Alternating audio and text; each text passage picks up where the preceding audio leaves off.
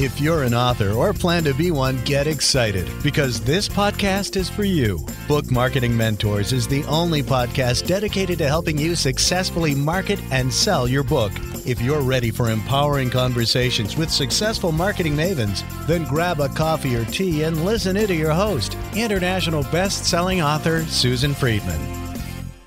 Welcome to Book Marketing Mentors, the weekly podcast where you learn proven strategies, tools, ideas, and tips from the masters. Every week, I introduce you to a marketing master who will share their expertise to help you market and sell more books. Today, my special guest is a public relations expert. Jo Caruana is a writer and entrepreneur based between the island of Malta in the Mediterranean and the UK. Her first business, Write Me Anything, provides creative content and head-turning PR services to businesses of all sizes, while her second business, Finesse Consulta, challenges companies to elevate their customer excellence and refine their corporate etiquette. As an experienced magazine editor, Jo's publications include Style on Sunday and Malta CEOs. She's also a ghostwriter, journalist, performer, and most importantly, a StoryBrand certified guide. Jo and I recently connected during our StoryBrand guide certification, all the way from the small island of Malta. My new friend and colleague, Jo, what an absolute pleasure it is to welcome you to the show. And thank you for being this week's guest expert and mentor.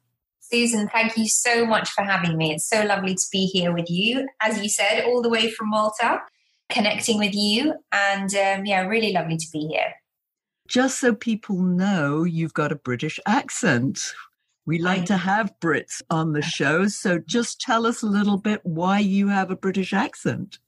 So I have a British accent because my mother is English, so my mother tongue is English. I was born in Surrey, which is just outside London, and even though I was raised in Malta most of my life, I have retained the British accent, so it lives on. Very much so, and it's lovely.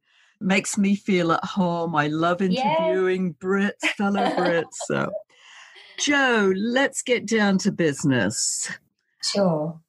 One of my favorite subjects is public relations. And because PR is probably one of the more challenging aspects of marketing for many people to understand, I think a good place to start is really recognizing what public relations really is, and then how it differs from advertising and promotion. So take it away, Jo. Certainly. Well, that's a great question to start us off, isn't it? Because I think people do wonder how PR, public relations, fits into the wider marketing sphere. And to me, there are sort of three elements, aren't there, when it comes to marketing any project? There's the marketing side of things, public relations, and then sort of the online. And all three of those need to work together very well in order for you to have a successful campaign.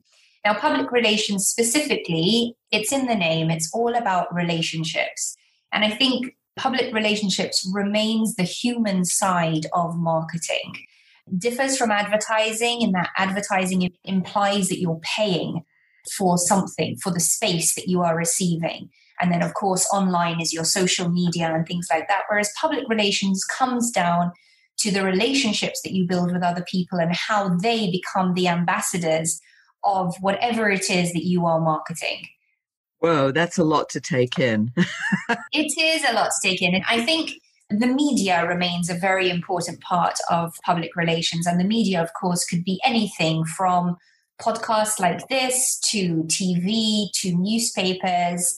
And of course, the people behind the media, they are the people who decide what the audience receives in the media. And having a good strategy for public relations and a great approach to getting your product out there will ensure that the media is aware of it, that they like it, and that they're willing to put it across to the thousands of people that are looking at their platform. So one of the most important things for our authors is the fact that their book launch is critical. And public relations can play a really important role in launching your book. Talk to us about that and talk to us about what a great PR campaign for a book launch might look like. Absolutely. Well, we've had the pleasure of PRing a number of book launches over the years. And it's about getting the right people together and taking a step back from your project. I think that's always the advice that we give to our clients. Of course, when you're involved in your project, you've written your book. My goodness, it's probably one of the biggest things you've ever done. You're very, very proud of it. The important thing, though, is to understand that it isn't necessarily the most important thing in somebody else's life. And we can understandably get very emotionally involved, possibly even a little bit arrogant when it comes to, believing that our book or our product deserves to be seen. Whereas if you take a step back and you really analyze what the value is in your product for the eventual audience, and then work on a campaign that frames it from that perspective, that makes it all about first the journalist and then about their readership, then you're off to a good start. I think some people tend to think, no, it has to be front and center. My book is all about this. This is the way you have to put it across. But being able to take a step back and analyze how it's going to be received will really give you a good stepping point, a good starting point for the journalists that you're going to be liaising with. And that's a really interesting point. And I know that when I talk to authors and I say to them, well, who's this book for? And more often than not, it's like, well, this book is for everyone. Well, exactly. You know, and I do that's not going to happen. You can't market to everyone. Yes. As I say, if you try marketing to everyone, you're marketing to no one. Exactly. So I love that word arrogant because there is this element, it's sort of an ego thing too. It's like, oh, I've done this book and it's wonderful, it's great. But then stepping back and looking at it from the other side and how you can take that book and the message. And I believe that's what we need to highlight. So talk about how we could craft that message and make it pertinent to, let's say, the media. Certainly. I think you have to put a lot of work into your PR because a really good relationship with the media, is going to pay dividends in the long run. As a magazine editor myself, I can't tell you how many press releases I receive every single day. And the huge majority of those press releases have had no thought put into them about who I am and what my platform is looking for. So just to give you the example of one of my publications, it's Style on Sunday. So we're talking about sort of stylish living and, living a great luxurious life. And then I receive a press release about, a new grocer's that's opened or something that maybe doesn't fit in with my readership. And the interesting thing is that while it could interest my readership, the person who sent it has put no effort into making it of interest to me. So I've received a copy and paste press release just like everybody else. And it's to whom this may concern or dear editor. And it's just not personal. And I'm not going to lie, they go straight in the bin. I don't even read them because I don't have time to. So our biggest tip is, as a PR agency, our job is to know the media and to know the people behind the media and what they are looking for. So for instance, we know details like this particular TV show is looking for a story about food on a Thursday. So on a Thursday morning, I will have a personalized email to that journalist to say, hey, this brilliant company that we're working for, they've got this foodie story that might interest you. And it's perfect for your readers because we know that right now your readers are interested in X. And invariably, the story gets picked up because we have tailored it to them. If I just sent them a blanket press release on a Monday when everybody else was sending them, it wouldn't get picked up and the story just wouldn't get done. This is where there's a lot of work to be done. I think, again, it's about taking a step back and sort of saying, looking at your topic and how it could be of value to certain media. And that's knowing your target audience when you look at that and then what's important to them and maybe the challenges. 100%. Yeah. Again, you always want to be solving a problem for either the journalist or for their reader or viewer, whatever it may be, depending on the platform.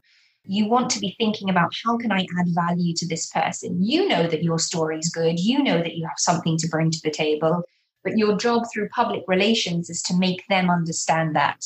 Of course, you have to have a standard press release, but this is where your covering letter, the letter that you will send to the individual media outlet and even the individual journalist, is what's going to come in really handy, making sure that you've personalized it, that you know them as much as possible, that you understand their schedule as much as possible and what they're looking for. You understand how they work and that you're willing to make it work for them. If somebody is looking for space in my magazine and I can tell immediately that they want to make it all about them, they're not interested in vending to us as a publication, they don't see the value in that, then it's just not going to work.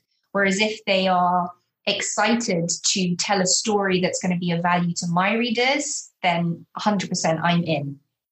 Jo, one of the things that I've heard from some PR professionals is that press releases are passé. What's your thought on that?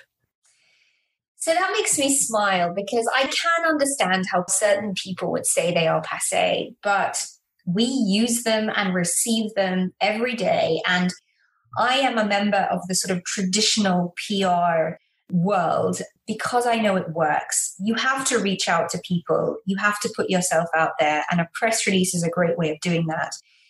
A press release is about grabbing the attention of the journalist in question, of the producer, of the person that's going to be making the story.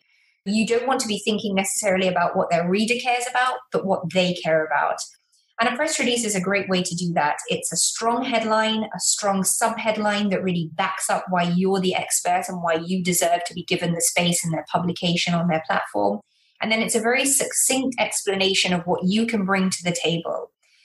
And that's why there's nothing really passé about it. It's simply a format for you to use to reach out to the people that are constantly looking for good content. They're looking for great stories. We find, regardless of the market that we're operating in, that having a really good press release to send out as part of your media kit is still critical. Then having an even better covering letter is crucial too.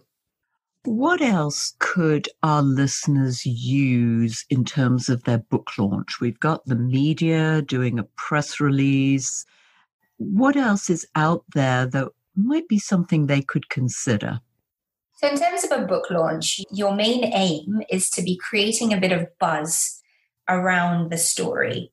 So if you're organizing a book launch, of course, you want to have a great event that people are going to want to be at. And in my opinion, we always say to our clients, this is where you want to invest. I understand you've written a book, you've done the hard work, you might not have the money to spend on this, but if you do, you really want to make this as good as you can make it.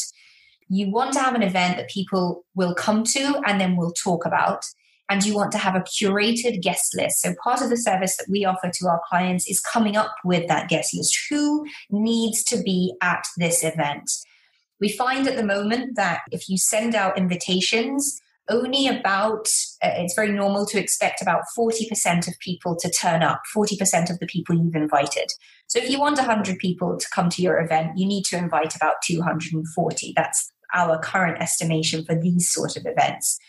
First off, you need to research your guest list. What influencers are there in the online spheres that are talking about the kind of things that you're talking about and who will be interested in your story? Reach out to them, put them on your guest list. Make sure that your invitation is enticing, that there's something in it for them.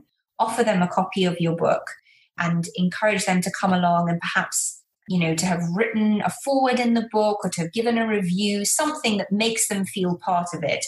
We really find that when we can involve influencers and key people in the PR, in the run-up, they feel like they have some ownership over the project, and that means that they're going to be proud to be part of you and to champion you. Whereas, of course, if you just expect them to come, and again, it comes back to that arrogance of, why aren't you coming to my book launch? How dare you? My book launch is really important. Then that's a completely different way to tell that story. And we find that when you involve people, they're genuinely very pleased to be part of what you have to say and to be part of your success. So you bring up a very interesting point, because I know that many of our authors consider book launches.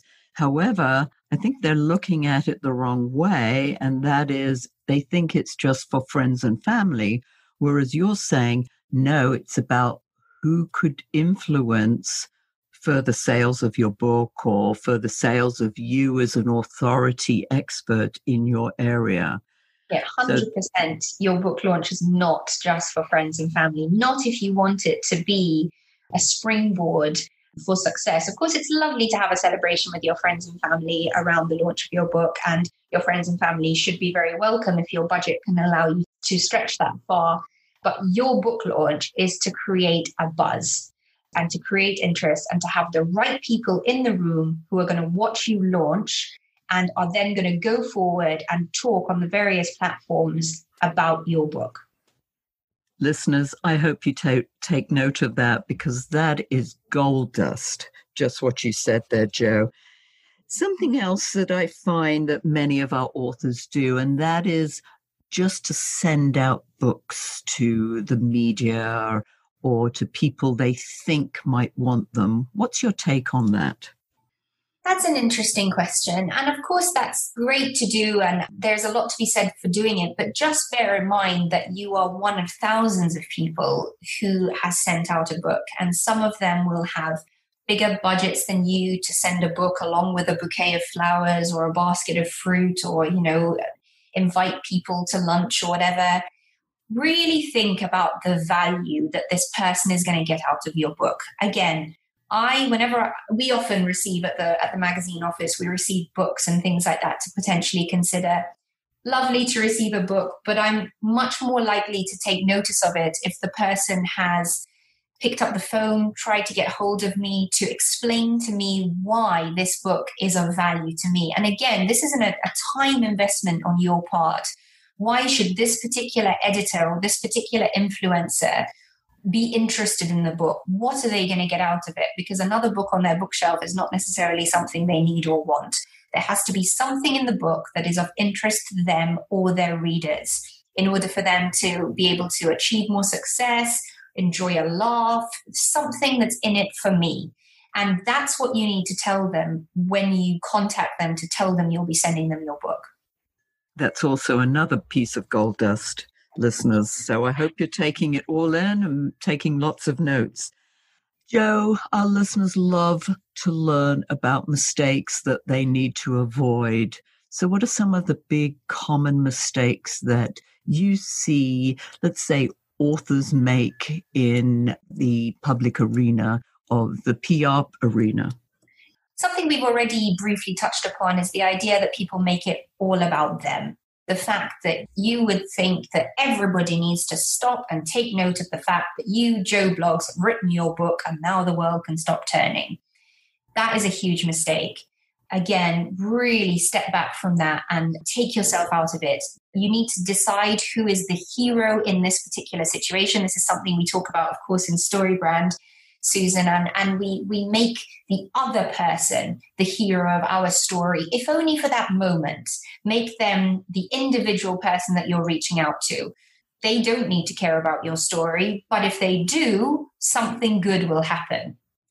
Another big mistake is people don't build relationships. So again, never forget that public relations is literally about relationships. So you are much better to have sent your book to 5 people who you have reached out to and involved in your process and built a bit of a rapport with, and who either care about your project or are starting to care about your project, rather than 100 people who are just going to receive it on a Monday morning on their desk. So it's really tailoring your campaign, your public relations, to the people that matter to your audience. And again, that's where you're going to have to do a bit of research about the media that matters to your reader. Maybe your reader is reading the New York Times, maybe they're reading a small regional paper, or maybe they're looking at a website for travel in the Orient. All of those 3 platforms could be equally valuable to you depending on who your end reader is going to be. And also, finally, a mistake could be to think that it's only the major media that could be interested. Small regional niche publications and platforms are actually more likely to give you space and more likely to be able to build a relationship with you and to get you the success you're looking for because they're looking for content and there's less competition. I could hug you just for that. Because I preach that all the time. People want to be in the New York Times or the Washington Post or, one of the big Time magazine. Yes. And it's like, no, your local publications, or as you say, a niche publication is hungrier for your information. I mean, and you've got far less competition. I know that for our local paper that I get stuff in there all the time for our Rotary group. I'm very involved in Rotary, and anything I send the editor, he prints because he's hungry for information. Yes, he's hungry for information. You've got a relationship with him. He knows you, and probably you're going to have a lot more success from that than you would banging your head against a wall, feeling frustrated you haven't made it into the New York Times.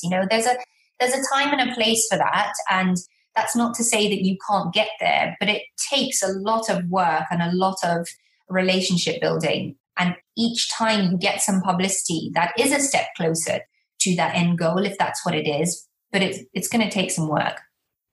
Yes. And as you said earlier, the research. Now, one of the questions that I had for you is you talked about the media that matters and finding those media resources.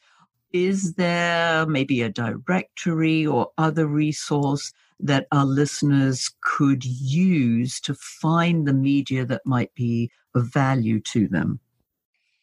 That's a great question. And unfortunately, the short answer is no. That's not to say that there aren't good directories, but they tend to not be updated as quickly as you need them to be updated. So publications come and they go, and editors come and they go. We as a PR company, we have somebody who's employed almost full time to update our media list. That means that every couple of months they are calling, who is the editor of this section? Who's the editor of that section? Who can we send stuff to? Who would like to be invited to this type of party? There's a lot of work that goes into that. I don't know of any shortcuts specifically, but I would break it down into the niche, and that is the easiest way to do it. So by searching for niche publications, chances are if you've searched for them and they've come up in your searches, they're going to come up in other searches for people who are looking for something similar. And then you can reach out to them individually. And honestly, pick up the phone. We don't do it enough anymore. Everything's online. Whereas when you hear somebody's voice, you can build that rapport so much quicker and easier. And you can tell them so much more in a much shorter space of time. And it's true that people are busy. So maybe don't call at 9 a.m. on a Monday, call at 3 p.m. on a Wednesday, and be very understanding of the fact that they're busy, but reach out to them. Honestly, 99% of the time that we do that as an agency, we have a positive result. Yeah, I've heard like 4 or 5 o'clock on a Friday afternoon, they actually pick up the phone, where the rest of the time, maybe it just goes to voicemail. Yeah. Well, again, that determines 4 o'clock on a Friday. I'm not wanting to receive a call. I'm wanting to have a Honestly, in the media, we're very aware of the cycles that people are in. So like a Sunday paper, with a Sunday paper, you want to send them everything on a Tuesday. If you want something in on a Sunday paper, Tuesday is the day to send it because that's the day when everybody's looking for a story. You send it to them on a Friday, they're not even going to bother. And on a Monday, they might not even be in because obviously they were working on Saturday. So you have to be acutely aware of the cycle that media is working in. That's another gem, listeners, a real gem. Jo, I know that our listeners are chomping at the bit to find out more about how they can learn about your services. How can they do that? Well, of course, we'd love to hear from anybody. Even if you need advice, I'm very open to help. Our website is writemeanything.com. And you can also find me on Instagram at Jo Caruana. That's Jocaruana. And I'll put that in the show notes so that anybody who's like jogging while they're listening to this or doing some other kind of exercise, probably indoors, that they haven't got anything to write with, we'll put it in the show notes. And Joe, as you know, we like to end off our show with a golden nugget. If you could leave our listeners with that golden nugget, what would it be? I guess my golden nugget would be to think of exclusives. No journalist, no influencer wants to think that they're second best in your choice of where to put your story. But of course, you really only have one story. So what you need to do when you're planning a campaign is take a step back from it again and think about the various angles within it that you could find. So for instance, one angle could be you live in a beautiful house and a home magazine might be interested in taking photos of your kitchen. Okay, that's not specifically talking about your book, but it's an opportunity to do some soft PR.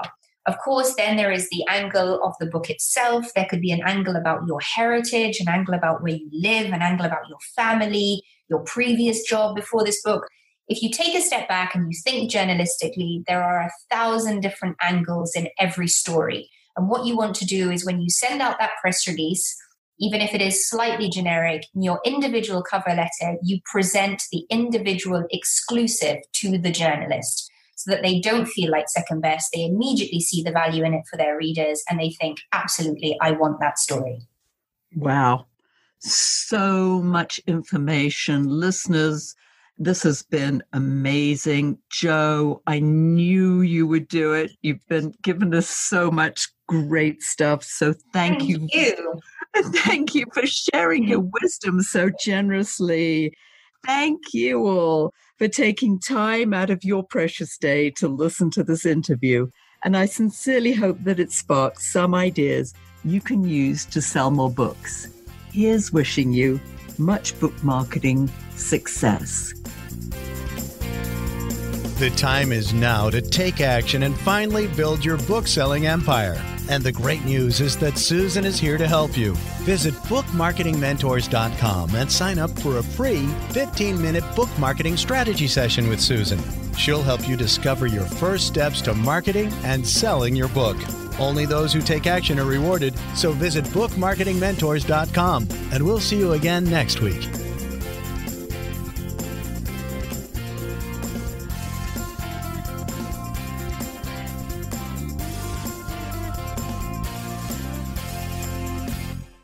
This podcast is a part of the C-Suite Radio Network. For more top business podcasts, visit c-suiteradio.com.